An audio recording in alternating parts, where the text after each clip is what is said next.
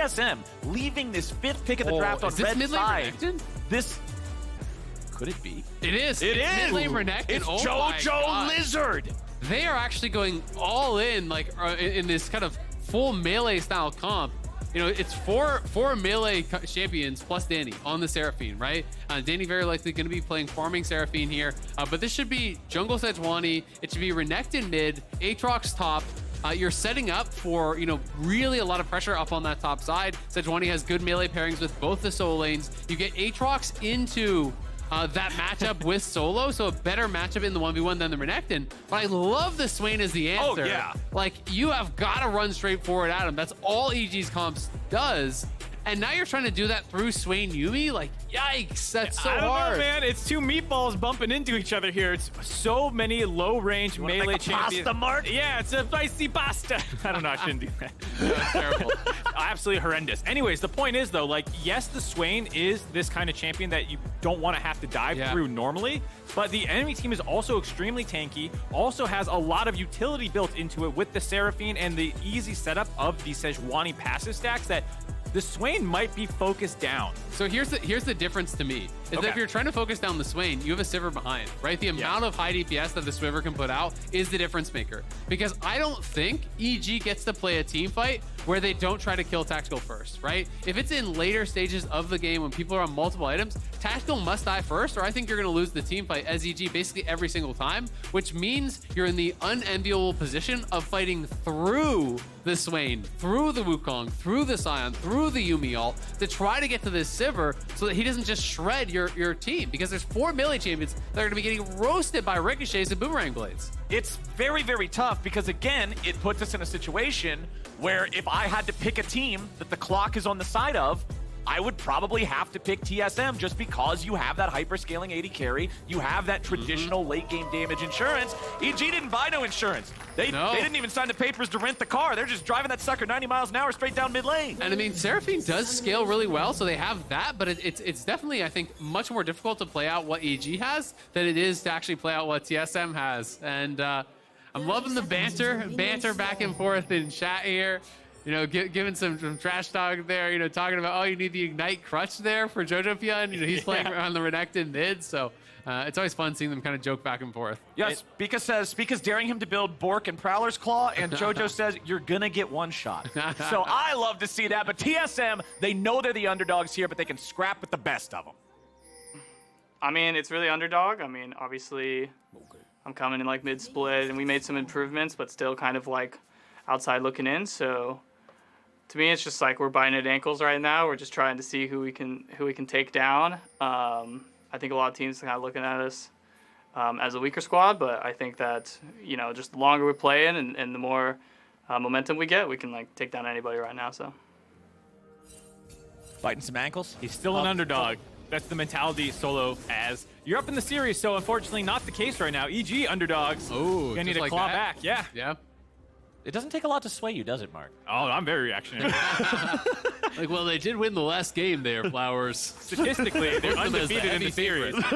They've won 100% of the last match. This is Raz levels of We can debate flip-flopping. that.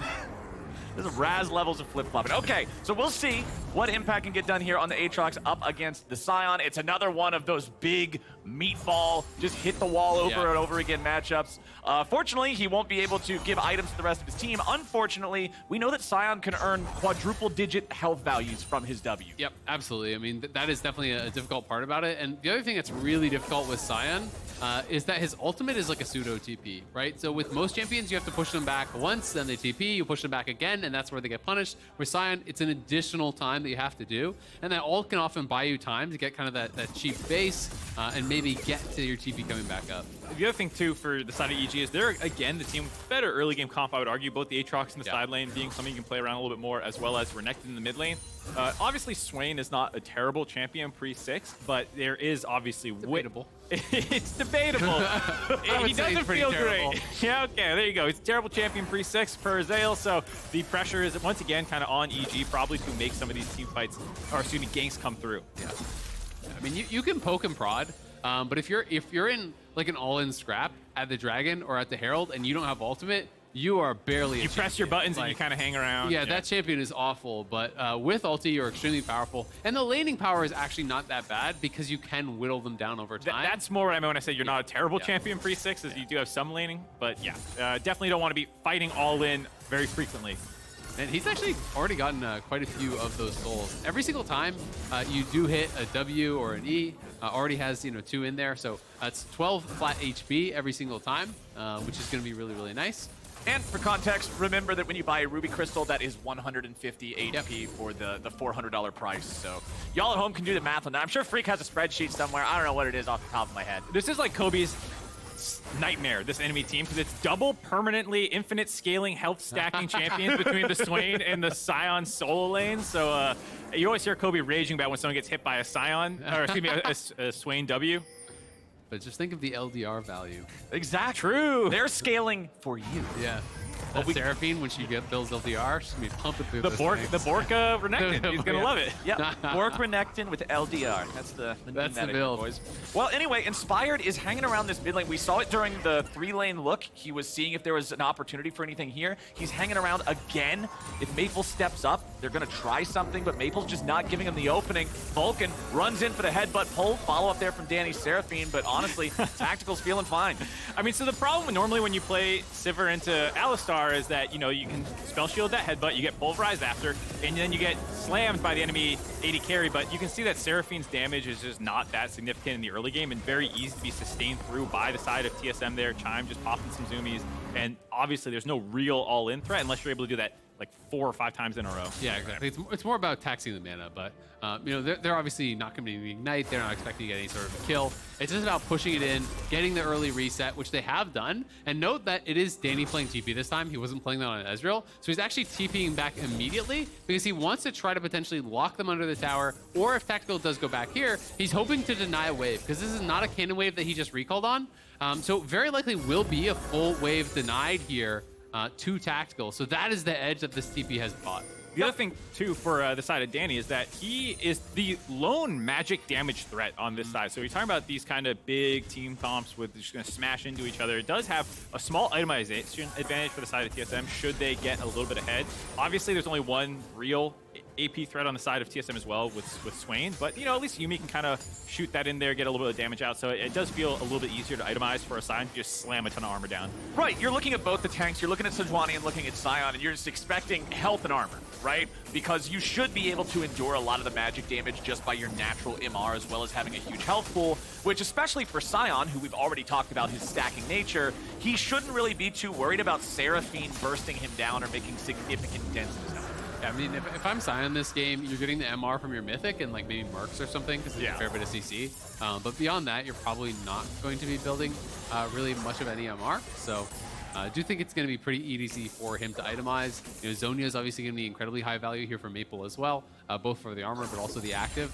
To just really throw yourself in that mix and make sure you're on top of everyone. Got the Lost Chapter already in the inventory, so it should just be that Leandri's build. Doesn't look like we're going to get any sort of Imperial Mandate type of shenanigans. Nope, makes sense that he wants to optimize his own damage a little bit here, given we were just talking about being kind of the lone AP threat on his team. EG during that time also grabbed the Dragon up with some of that bot pressure that they were having, that TP kind of cheating them back down there earlier, so that when the tempo follow-up from TSM comes in, they're actually behind. There you go, quick Dragon, and kind of starting the same game plan as game one about being up ahead, wanting to start getting neutral objectives and forcing TSM to contest you. Even a little earlier, too. 7 minutes instead of 8 there for that first Drake, as Inspired may look for an angle. Yeah, it looks like he's probably just going to finish the recall, head down the bot. It is Blade of the Rune King Rush here for JoJo. The kind of flavor of the month build meta, or whatever you want to call it right now, is Bork and his tank mythic, and that seems to be what most of people are going on Renekton these days. Will be interesting to see if he pivots from that at all. Maybe in the all chat, Bork Prowler's Claw. Yeah, I mean, you can go for it. It does afford you a lot of damage, but you are also going down in a hurry if you mess up whatsoever. Yeah, you turn into a lizard pinata. Like, he just, as soon as he goes in, he better one-shot the other guy, because he's also getting one-shot. Yeah. Especially into a comp like this, with A Wukong ulti, a Swain And ulti, a exhaust. Sivir firing at you, and exhaust. Yeah, it feels highly unlikely. It feels awesome. You should do it. There is the side lane threat as well. You can talk about probably being in EG's favor again, having 1-3-1 options. If they get ahead, that was kind of the problem the last time around. Is anytime a 1-3-1 comp falls behind, you're just doomed to sit underneath your turrets because you can't actually hold mid lane. You need to collapse and protect that. Aatrox did get a lot of kills, but so many just ambient gold went into Solo's pocket that he was never actually behind. Yeah, I mean, I think they'll have push in side lane. I find it hard to picture a world where they actually have much side lane threat as far as like towers and objectives and stuff, because I just don't really see Solo falling that far behind. And you would have to really stay home an advantage. It's largely not one you can create in the 1v1. It's going to be more about can they find the dives. Vulcan going to be forced out. Yeah, Vulcan had to flash away. Jojo puts some damage back into Spica, who now has no mana, no ulti. A little bit more coming out there from the Yuumi, but the whole point of this scrap, the whole point of Vulcan being here was the fact that EG wanted to make sure that Inspired could get that Herald safely. Remember, this was another one of the big errors of EG in the previous game. They got 0 value out of their early Herald, no plates, didn't even get a charge out of it. Because it died, they had to summon it up in their own jungle. So I think that's a pretty easy one for EG to identify as, yeah, we screwed that up. We need to get better use out of that in game 2. Definitely, and they're already off to a better laning start as well. The Ornn not Way doing better. quite as well, Sion not doing quite as well as Ornn, excuse me. Again, impact behind the turret, getting a big CS lead, grabbing turret plates as well. Already a 1.5k gold advantage just off of laning. And I actually really love that he's proxying the wave. They saw Spica on mid, and then he went down towards bot side. He's warded on Raptors. There's no chance of getting ganked.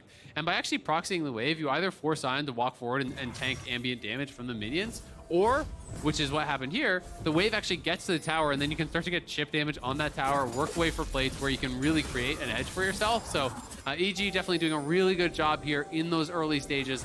We'll have to continue to really push that pace. And I'm curious to see when TSM will kind of mark that line in the sand and try to start contesting for objectives. Because it was at the 3rd dragon in the last game. And after that, you know, EG really wasn't able to find a way into those dragons anymore. Well, remember, it wasn't even just the 3rd. The 2nd one was the one where they had that, oh, we're going to hang around and make it so you're right. you can't Yep, back yep. up. And then they got the fight afterwards. Yep. Yeah, they lost the objective. They didn't contest the objective, honestly. But they found a really good window to still interfere with what EG was doing and stop that snowballing a little bit. So hopefully we get a little bit of action here, because it's been 10 minutes with no first blood. Where's my Nexus Blitz fire circle? That's what I've always wanted. I just want, if you go 10 minutes without a first blood in a game, the Nexus Blitz fire circle comes in. The ring of fire and is changes closing. that. What do you center it around? The middle of the map, so solo laners, side laners just get screwed over? Does every lane get its own It's little circle? random where no. it goes, but it has to be within a certain range of the river. So it can't I be love far on one RNG. side. Great idea, Captain Yep. Flowers. Well, hey, guess what? You can avoid it. It's on my enemy red buff. Fantastic. You can avoid it by playing PvP in the first 10 minutes of this PvP game, Mark. I'm glad you're not a designer. You don't want to play League of Skarners? No, I don't want to play Captain Flowers League of Legends. He's like, so I have an idea. Skarner Spires, there's one, and it covers the whole map. And it's in my base. I can only lock in Skarner. If your And it name also on the gives NA fish. server is not Captain Flowers, it doesn't show up in your client. Only I can play him. If you ban Skarner, you lose 3 LP and your client crashes. Even in normal. That seems fair. Okay, Maple throws out an E there. Won't be able to go fishing for Jojo. Spica has the Yuumi attached. Can make Wukong very, very scary. Like, it's already a big problem when he jumps in, but... TSM are starting it. They want to stop this stack immediately, but Jojo has mid push. They're dropping the Herald now, so the Herald will draw pressure towards mid. I don't think TSM will stay on this, because if you lose full tower mid for free, that is kind of rough. So they are going to have to walk this way around, and that is why Vulcan and Impact are trying to say, hey, we can engage, and trying to kind of zone them off it, so Jojo can farm these plates. Alrighty, EG.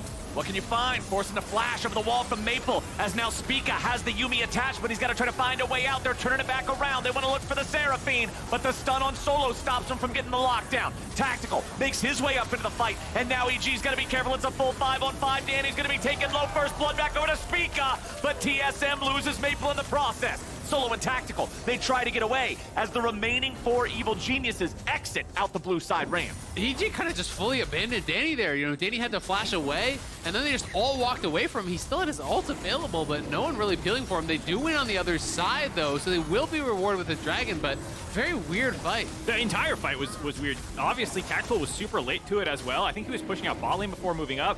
TSM started the dragon, but then realized they had to get back mid. The funny thing was, it baited EG into trying to stop them, so they didn't actually finish off that mid turret. Jojo could have just stayed here and they could have played zoning duty, but instead they say, hey, they're in such an awkward position, let's just go fight. So you see Tactical had finished off pushing the bot wave. It's 4v5 during this time period, but like you said, they're trying so hard to get onto Spica. It leaves Danny in this awkward spot where Solo had a really nice engage there onto kind of the backside of EG, and then Danny is just stuck between two different huge front lines. Yeah, exactly. I mean, you see that ulti connects from Solo, and then he has his Q placed in a way where Danny can basically only flash down to Tactical or up into the rest of the team. Here, EG is fighting off towards that right side of that scrap, and it does leave him alone. Solo should be able to walk this one out, but EG still definitely coming out on top. That is a way better, what's the word I'm looking for here? Conclusion to the second Drake sequence of events for Evil Geniuses than game number 1 was. Because remember, after the second Drake went down, Evil Geniuses had both of them in game number 1, but TSM was on a 3,000 gold lead. Let's see if Tactical can get away from this one. Chime hops off, hops on. I don't think he's gonna go a whole lot of anywhere now, is he? W2 finds him, and now Chime is trying to run away, but the Yumi Loot Pinata sprays gold everywhere. EG finding a big pick there. Tactical not able to actually spell shield the chains there from the Aatrox and not able to get away as a result.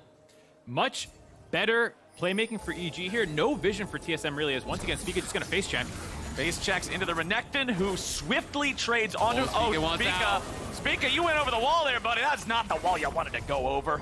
Last game, after they won that dragon fight, we were talking about how great the vision control was for TSM. This time around, not having that injection of gold, giving them an opportunity to keep eyes on. After they reset from that crazy dragon fight, they didn't get any real wards out. It instantly Solo almost dies on the top side. Then you actually have Tactical and Chine dying in the bot side. And then here, trying to go make a play on the flip side of the map, there's still Vulcan hanging around up on that top side. So when Spica hops the wall, he's in trouble. And look at that gold lead up in top side. This is actually becoming a problem. Nearly 2,000 in the advantage there.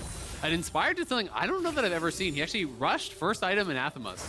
Because Tactical is basically the consistent damage from this team. Like, he is the real threat. So it's going to be Tactical getting actually chained up by the Anathemas. They reduce the tenacity, and they do have a tremendous amount of CC on EG's side. Seraphine Root, Seraphine Charm, the combo from the Alistar, the stun from the Alistar, the point-and-click stun from the Renekton, everything from all of these people is going to make it very difficult. Like, yes, Tactical is playing Cleanse, and he is going to have that spell shield, but EG's plan, to me, is very clearly Anathema chains Tactical, everyone stack up top of him, and just dump so much CC on him that there's no possible way he can stay safe. Exactly. Renekton piles on, Aatrox piles on, Sejuani piles on. Being able to stack that Sejuani passive almost instantly as well, because remember, Renekton's W counts as multiple attacks. There's a lot of ways to layer through this. A single cleanse, I don't think is going to be enough as the game goes on. I hope to see Chime get a Mikhail's, something similar to, again, highlight the ability to escape those things.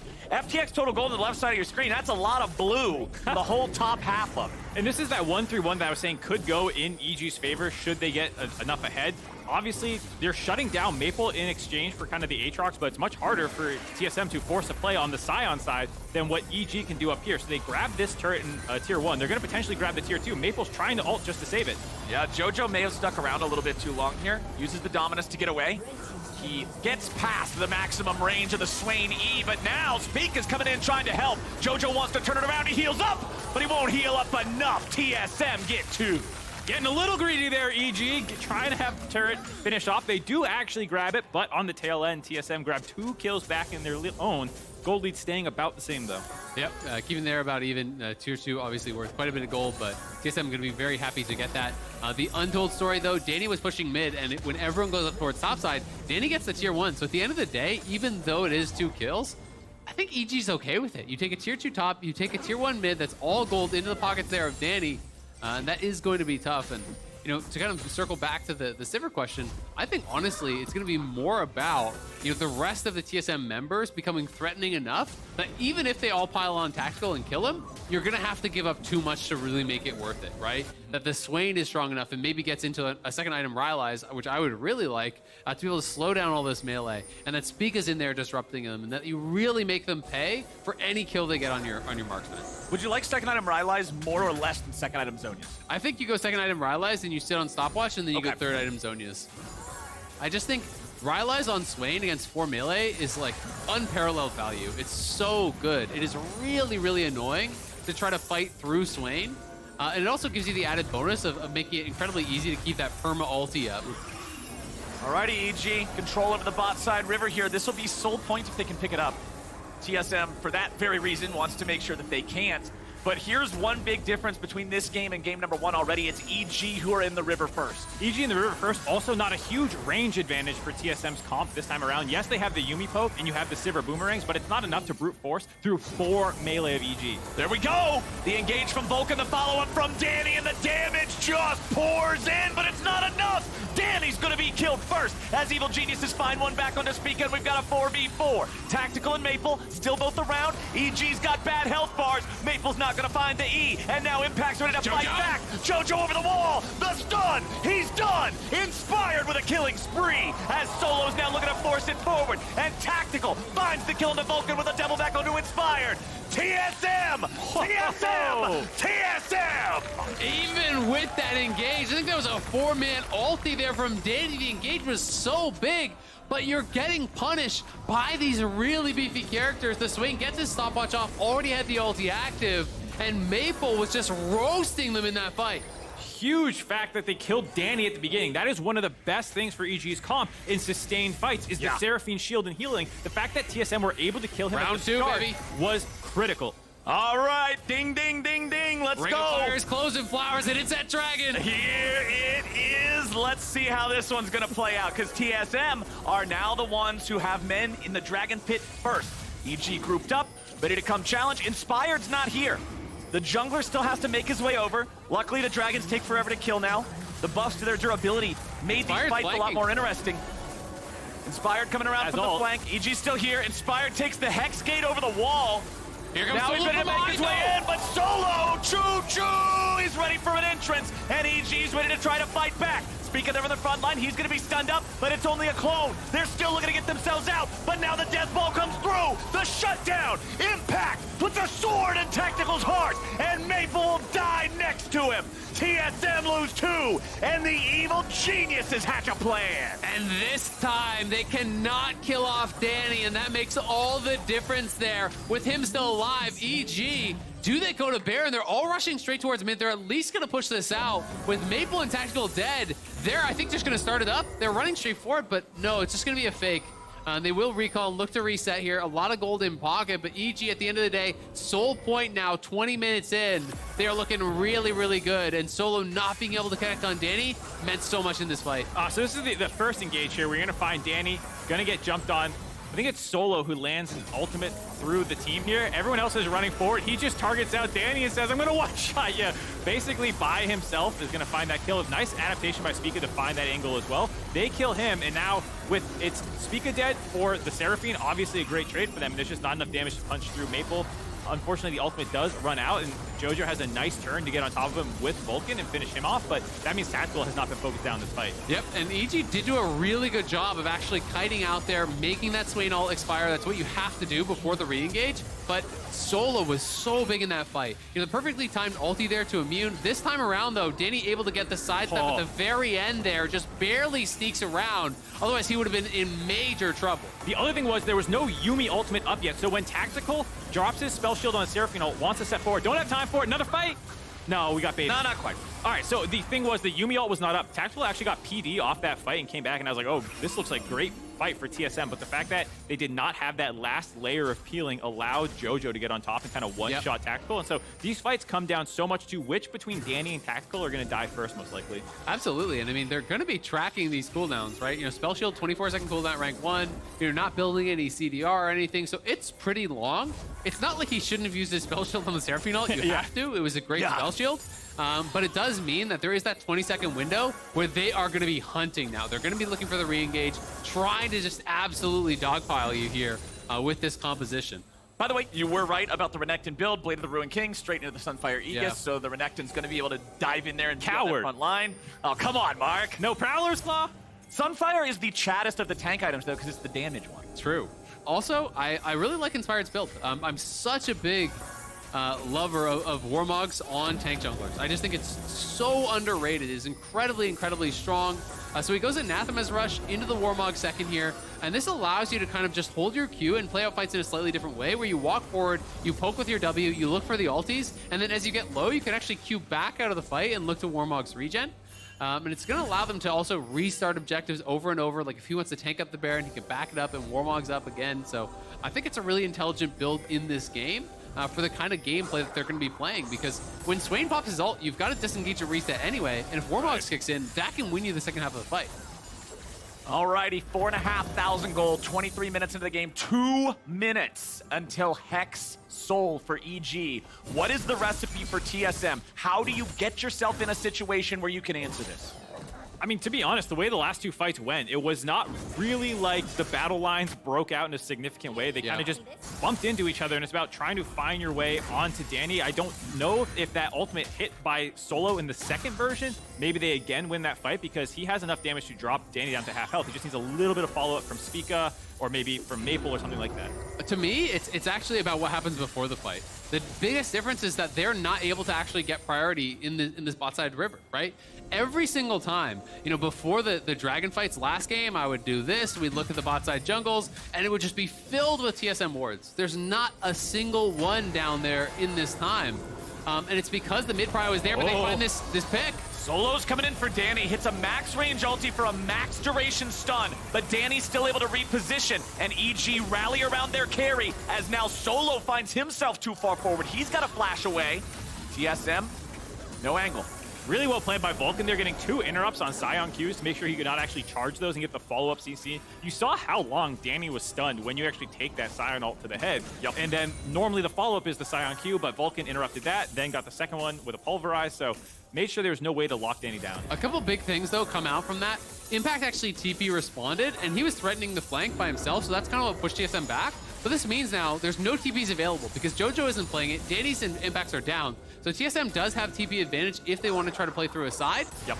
But also Solo is missing his flash, and now Spica could be in some trouble. Spica loses a little bit of HP. Vulcan coming in looking to make him lose even more. Spica re-engaging. He has the Yuumi looking to help him. Maple with the zone of control here with the ult. Standing next to Tactical, wanting to keep EG away. Danny's going to be killed. Maple takes the credit. JoJo finally made his way into the fight, but is it too late? He flash stuns a clone, and EG continues running away. Solo and Maple continue pushing forward. Impact is separated. JoJo goes back in. He wants Tactical, but he won't get him.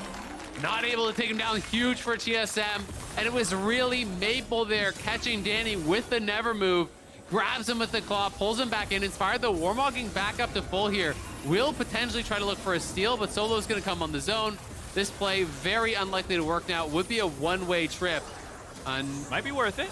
But he has no vision. So No, it's just a total guess. Yeah, I agree with not going in for that. Yeah, You give up a potential Baron afterwards. Yeah, I feel like that's a bit of an int. That's a bit of an int. I'm glad he didn't go for it. But honestly, credit to TSM for fighting a fight that would have led to an enemy soul if they lost. And TSM played that out really, really well. You know, I'm sure we'll get a replay, but Tactical spell shields the ult from Danny. Everyone else from TSM splits and actually steps to the side. So no one is actually CC'd up by Danny's ult. Then Danny, who had been forced out to flash, you know, early on, is caught by that never move from Maple. And it was this really nice kind of played out fight from them. This ward to the side should have spotted them into the pit. So EG trying to start up a sneaky Baron here, but TSM should be well aware.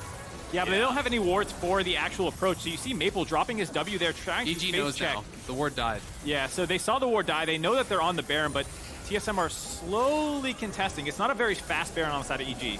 No, but they do get the teleport out of Solo, who's coming in to join up. Scion ulti makes its way forward, but Vulcan's the only one tanking it up. Sejuani ulti goes wide. There will be no connect from that. JoJo's here on the front. He's getting taken down a little bit, but they got to be careful because Spica's already gone. Now Solo could be next. A shield recharges, Vulcan's but flanking. TSM's falling back. Vulcan's coming around from the side. He wants the angle. He wants to stop the TSM retreat. Maple has no ulti. He's just an old man who likes birds, and he's gone. Danny picks it up. We're into the pause, but what a huge fight there for EG. They force it again here before all the cooldowns are ready, before TSM really can establish themselves here on the map. They get the TP out there from Solo. And it was Vulcan who went into the pause, as Marcus pointing out here. So we'll have to find out exactly what did happen. Yeah, the fact that it was an EG pause at the tail end of an EG1 fight means most likely not a pause that would have changed the fight itself, because otherwise, you know, they still won, even if they were the ones who felt the bug. So we'll have to see exactly what the could be is. lag, could be, you know, audio issue, could be anything, right? So we'll definitely update you guys as soon as we do find out. But this is a pivotal moment in the game here. EG, after that play, a good 5K ahead just about. We are back into the game right away. Oh, we're paused again. Debated. We unpaused, then we repaused. So one of the spectators resumed Vulcan repause, so clearly wants to talk about it a little bit more here.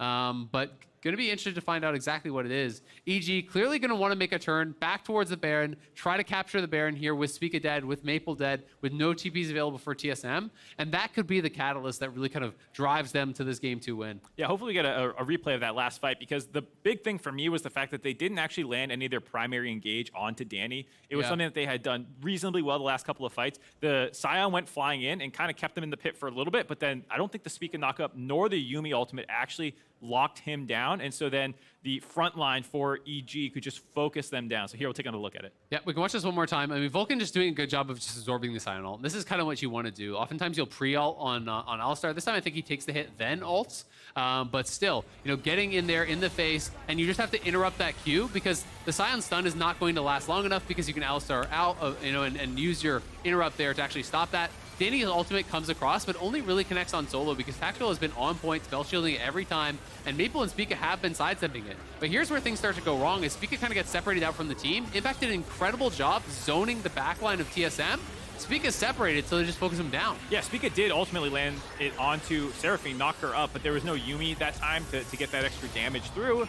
Danny was able to stay alive. Like you said, they popped Speaka right away, and then with Maple's ultimate running out, there's just no longer any substantial threat in the fight. Yes, Tactical is relatively strong at this point in the game, getting close to 3 items, but just not quite enough to punch through 4 meatballs yet. Yeah, not at all. And I mean, a lot of it is about how Impact is playing that out, right? They're creating some threat so that when Speaka goes in, when Solo goes in, they kind of do this like battle line thing where that you have, you know, I almost want to just draw on this, right? Does it work? Let's see. So you kind of have this line of Hey! battle, right? Okay. So you have your Solo, you have your Wukong over here, and then you're sending in, like, you have your battle lines here, right? This is all TSM. Tactical and whatnot is back here. And what EG is doing is they're sending Aatrox in between the front line and the back line to kind of create this zone of threat right there and not allow the Sivir and everyone else to really follow up on that engage. And I think that is kind of team fighting 101 in these ways. And I think EG is so clever at how they actually play out these fights by creating these zones of threat so that the Sivir can't just be pumping out damage, even though Wukong gets into the squishy targets and you want to be able to get those kills. I didn't hear anything you said, man. I was just watching you John Madden all over the screen of like players' faces. I was gonna like try and hit the talk back to our producers, be like, "Do we have a chalkboard graphic we can go to?" You know, like, Come on, everyone got it. no, it was a great point, I'm sure. Yeah. Got some, See, the crowd's loving it. Yeah. They just They're gotta like, get we're the sure ball too. into We the also end didn't know what you're zone. talking about. battle lines, zones of control. Now, I mean, my point is basically just that I think EG, this is the minutia that makes EG so good at team fighting, right? You know, people talk about EG's the best team fighting team in the league, and a lot of times it's kind of thrown out there, I think, as this kind of generic point, and everyone's just like, nods their head, is like, yes. But of course. It's these little things that they do that make them the best team fighting team, right? You know, even when they're playing on picks that maybe have been outscaled or whatever, they find different angles, and they have this kind of back and forth in the fights where they're frontliners, especially I think Impact and Inspired deserve so much credit for, you know, a lot of these big moments with Danny has playing a traditional marksman where they're creating the space by zoning out the enemy carries so that Danny can run over the enemy front line and then take over a fight. And I think that's one of the issues that C9 were having in the previous, or EG was having the previous series against C9, where the front line, the solo lanes were struggling a little bit more.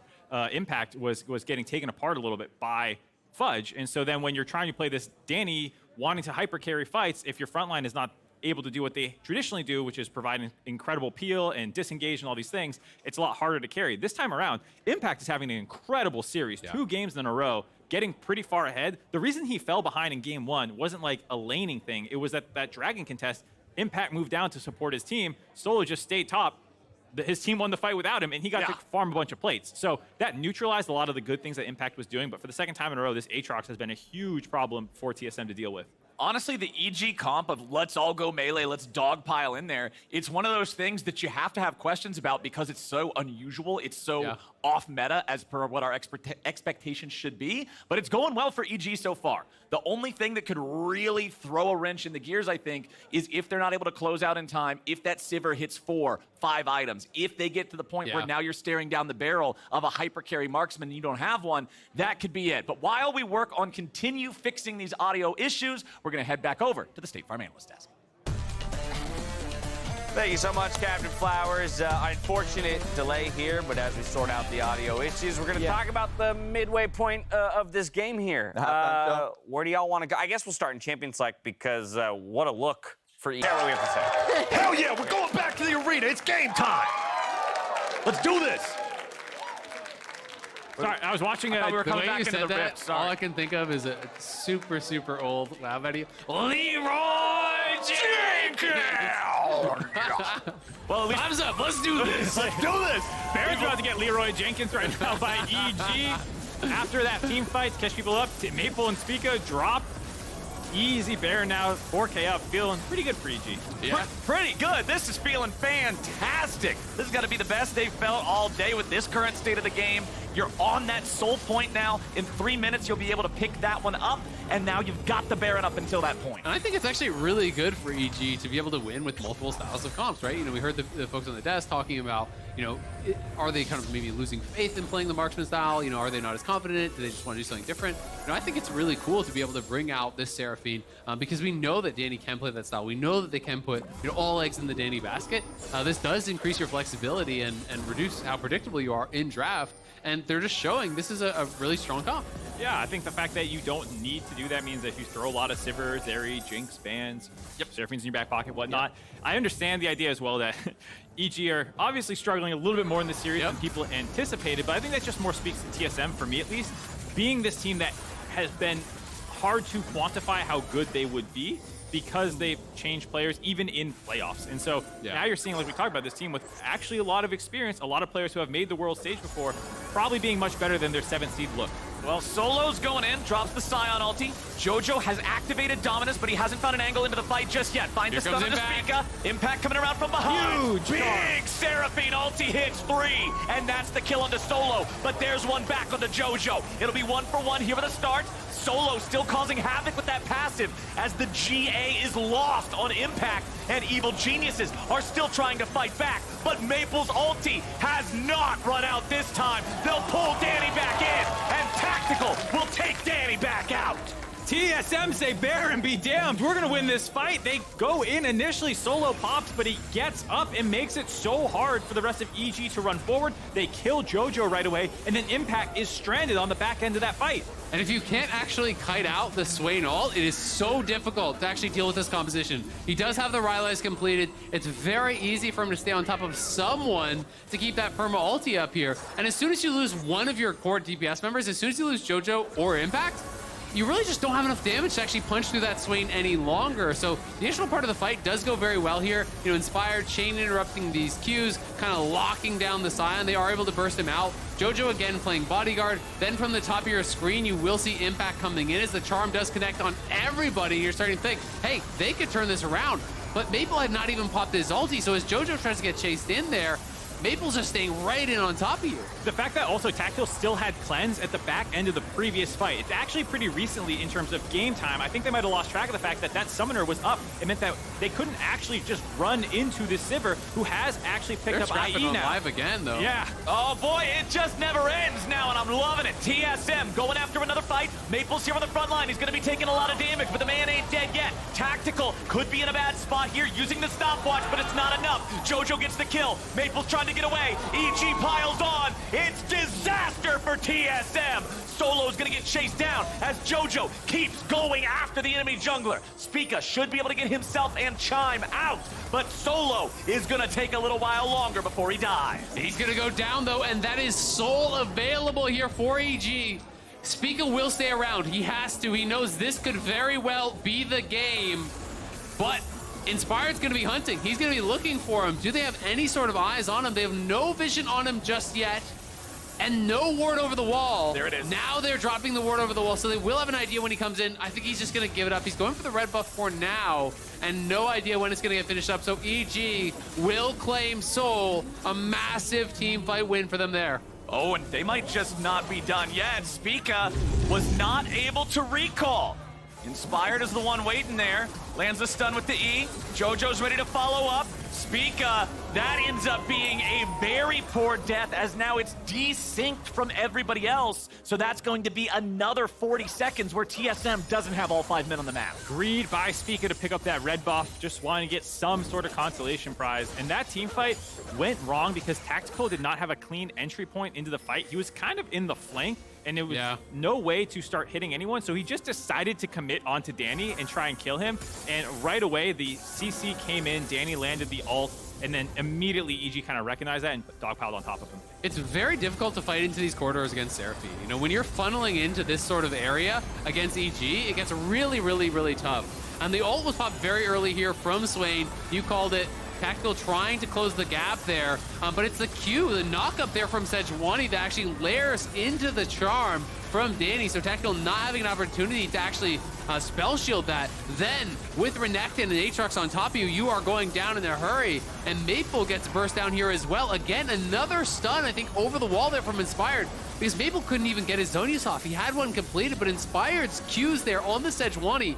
Fight changing. I think if he doesn't stun Tactical spell shields Danny's ult, it looks very different. And again, if he doesn't stun Maple, I think Maple gets his Zonias off, and we could be looking at a completely different game.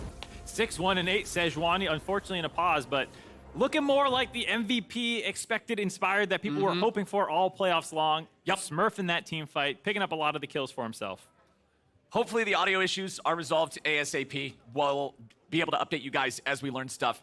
But now, let's talk about what is the win percentage you think that EG has to win the game from this state? At least 90.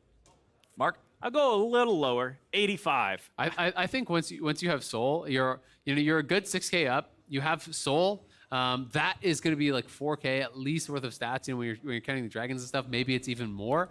And I do think they have really good go buttons. I do think the thing working in the favor of TSM, and this is kind of their way in, is they have incredible wave clear. And the siege is pretty terrible from EG because it's 4 melee champs, right? Right. So it's like the way you siege is you kill them, then you kill the tower. So I do think that's kind of what is working in TSM's favor, and they will have the benefit of having established battle lines at their inhibitor towers. That was where I was going to go, was that even though they are far behind for the side of TSM, you most likely get at least one more serious fight, and if you don't take it in a bad spot, maybe you can kind of stall out a little bit longer. The Sivir scaling is still going. The IE was completed for that last fight, but then exploded at the beginning of it. If they play front to back and they're able to keep the Sivir alive longer, that team fight probably looks kind of different. Now with Soul thrown in, is extra CC as well to help the frontliners kind of stick to the Sivir. Yeah. It puts a lot of pressure on Tactical to position well, but I think the likelihood, the possibility, I should say, that Tactical goes through a fight and is able to come out the other end of it is still there. Yeah, it's always still there. But I do think it's a very, very tall order. You know, when you're down, you know, about 10,000 gold worth of stats, you know, this early on in the game, it's not super late by any means. But Tactical is definitely really strong. You know, he's almost on his LDR, so that would be his 4th item coming through. But you know, the zap from the Soul is going to mean a lot. And is going to really ramp up Danny's poke as well, because the empowered Qs are going to start doing a lot of damage there from Seraphine. Talking about some of the builds as well while we're looking at this, since we have time. Solo going Warmog second was an interesting choice for me that I'm not sure I love, because we talked about how physical damage heavy the side of Evil Geniuses is, and the fights are not really about... There's no poke. Well, there's no poke on the enemy. Yeah! Let's do this! Let's go! All right, let's get it. The players spamming R. They're ready. They're ready. Let's get back into it. Hopefully we're going to have no more issues. Very tense moment in the game. 32 minutes in, Soul captured for EG. They have Baron. They're going to be looking to close this one out, and it's up to TSM to see if they can have the wave clear here with the Sivir to really hold on. As you see, EG finishing off a push in the bot side of the map. Baron has fallen off. You see pings going down on that as the next objective coming up in about a minute here. So EG going to try and get their battle line set up. TSM going to need to find a way in. Okay, we're back in. 6,500 gold lead. Drake's Soul. Baron's going to spawn here in a minute. Elder Dragon's going to be up just shy of 5 minutes. Evil Geniuses, however, are at that point in the game. You were talking about it before the break. The fact that you can't really siege when you're all melee. Every single tier 2 turret is off the map. All that's left is the base, and those walls are hard to fight up against. Yeah, absolutely, and that's why it's going to be, again, about the engages, about the fights here. If they can get one more major team fight win, this late in, maybe you can try to push that into a victory. Critically, Tactical just finished off his LDR, a huge power spike for him against how beefy EG's team comp is. Does give them the option, if they can kite it out. Does feel like it's 100% on Tactical and the front line of him to protect him. TSM get everybody out, and we've got, there's a loud noise in the background, ignore that. As we have Evil Geniuses pushing up a little bit further. Eyes on Tactical. Everybody from both teams' eyes are on Tactical. Yeah, and look at EG. They're trying to set up multiple flanking angles, but TSM are marking them. Maple up here on the top side is actually marking Impact. On the bot side, Solo is marking Inspired. They know what the plan is here. Impact gonna take a lot of damage from Tactical. Yeah. Oh, the ulti is forced. That's actually so big now. They're They going. can try to force again. Here comes Solo. He finds his way in, but he only finds Vulcan. Evil Geniuses. Impact's not going to have an ulti for this. He loses World Ender right as the fight really starts breaking out. And that's Maple's signal to go in with the green light. Impact, the target, as Tactical piles on the damage. And they're going to get the resurrection Swain expires. out of the EG top laner. Maple no longer has his ulti. And they're going to trade 1-for-1. Spica is down. Impact is down. This is actually critical, though, because no jungler alive means TSM can't really go to the Baron here. Inspired with the Warmog is going to heal right back up. Solo as well, so both getting actually a lot of value in this instance. But as soon as that Swain ulti drops, EG have the ability to move forward once more. Swain ult halfway off cooldown. Does feel like TSM are going to be in a holding pattern until they can get that back up. Sion ult coming back up as well. Most of these ults feel like they're going to be there in time. They're just going to push, though. They're not going to give them the time. They know there's no jungler, there's no Swain ult, so they're trying to force a fight immediately. Evil Geniuses forcing TSM to come and answer. Inspired with a smite. Spica's not back on the map for another 5 seconds, and he still has to make his way down here even after he respawns. Solo frontlining. TSM will force him back. The Scion to lead the way, the Sivir to follow it up with the damage. It's enough to scare him out. It looked like a failed combo there as well from Vulcan. Yeah, It looked like he hunted him actually out. knocked him away instead of actually chaining after.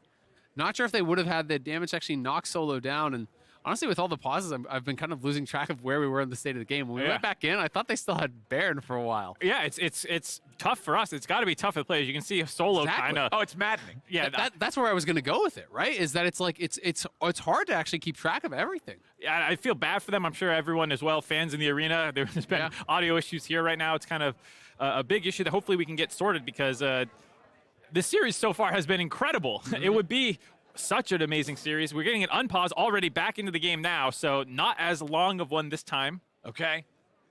Hopefully that's the last one. Let's see. Baron's up. Spica's up. Everybody back out alive on the map. We've got under 2 minutes until the Elder Drake spawns. Oh, if nobody TSM are gets gonna Baron start this. before that. They're TPing for it. They're going to go for the Baron. There it is. Okay. Oh. All right, well, we know TSM is onto the Baron. That was a TP from Maple. So it was EG who were trying to go for that kind of pressure play there. But EG never got a chance to base. So this is actually such a smart move here from TSM. If we can actually show the in-game and show the gold in pockets right now for the players, that would be awesome because Danny, nearly 2,400 gold unspent. Vulcan, 1,100 gold unspent.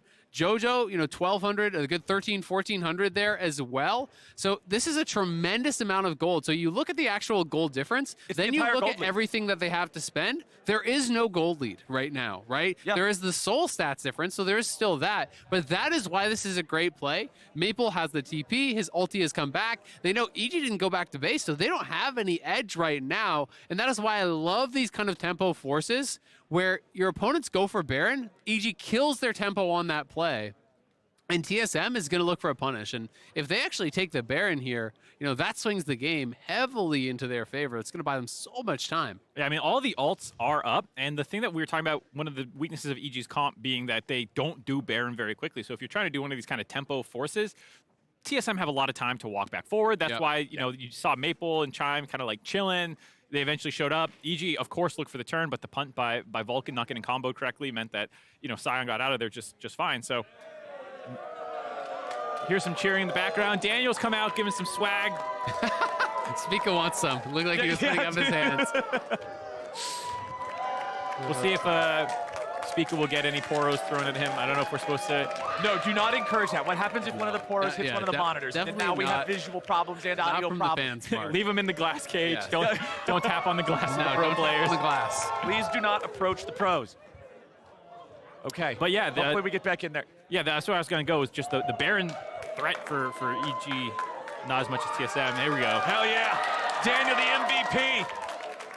Yeah, so it'll be interesting. I mean, TSM can definitely kill it relatively fast. Rock and roll. Let's do it again. Back into the game, back into the rift, back into the Baron. Evil geniuses. They're moving up. They got to stop TSM. Inspire to lead the way. Clearing out some control wards here. They need vision. All right. Turning. Solo's ready to go in. You don't need a ward when you got a Scion. Speaking gonna lose half HP. TSM backing up a little bit as EG piled forward. Maple's doing a great job zoning everybody away, but the pressure is there. Inspired is there. Tactical is gone. Maple is gone. Speaker is gone.